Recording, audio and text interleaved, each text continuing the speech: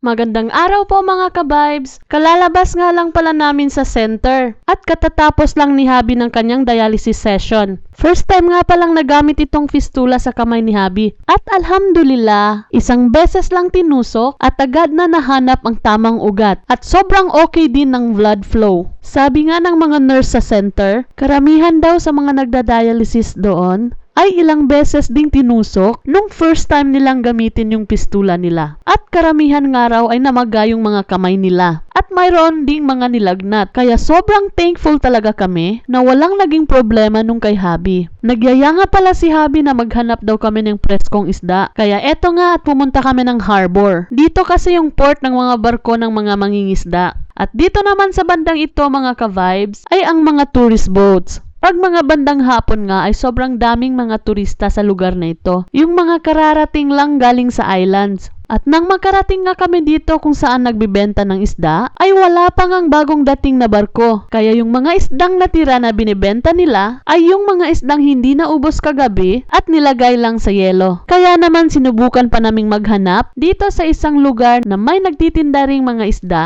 na kuha rin ng mga mangingisda. At dito ay meron din nagbebenta ng fresh ng kung anong-anong seafood. Nung hindi pa nga nagkakasakit si Habi mga ka-vibes, kapag nga pag weekend ay fishing yung activity niya. Minsan nga, nagre-rent sila ng boat ng mga kasamahan niya para lang makahuli sila ng maraming isda dun sa kabilang island. Sobrang na-miss niya nga yung mga activity niya dati. At sabi ko nga sa kanya, have faith lang at alagaan ng sarili. Inshallah, balang araw ay maging okay din ang lahat at magagawa niya na yun ulit lahat. Sa ngayon ay mag-focus na muna sa kalusugan. Kasi yan naman yung pinaka-importante mga ka-vibes. Yung mga bagay-bagay ay andyan lang yan. Kung healthy ang katawan, magagawa natin yan. Pero kung may sakit at hindi kaya ng katawan, ay useless din kahit afford pa nating gawin lahat yan. At nakarating na nga kami dito mga ka-vibes. Kaya lang, ubos na rin lahat ng mga paninda nila. Nagsiuwian na yung mga nagtitinda ng seafoods. At sold out na rin ang lahat ng mga biningwit na isda. Kaya ang sabi ni Habi ay next time na nga lang daw. At bumili na nga lang daw kami ng inihaw na isda. At nang makauwi nga ay nagluto na rin ako nitong gulay na bayam na kung tawagin dito or spinach. Kaya naman hinimay ko na at dinikdik ko na rin itong bawang, sibuyas at sili. Pagkatapos ay nagpainit na ako ng mantika. At nang mainit na nga ay nilagay ko na itong dinikdik na sangkap. Simpleng ginisa lang nga ang gagawin natin dito mga ka-vibes. Basta nga lang may gulay. Sinunod ko na itong kamatis at ginisa-gisa ko ng konti hanggang sa mabango na yung amoy. At sinunod ko na rin itong gulay. Ginisa-gisa ko pa ng konti at nang medyo paluto na ay naglagay na rin ako ng asin at pampalasa. At ayan, luto na rin ang ating gulay. Inihanda ko na rin nga lahat dyan kaya kain po tayo mga ka-vibes.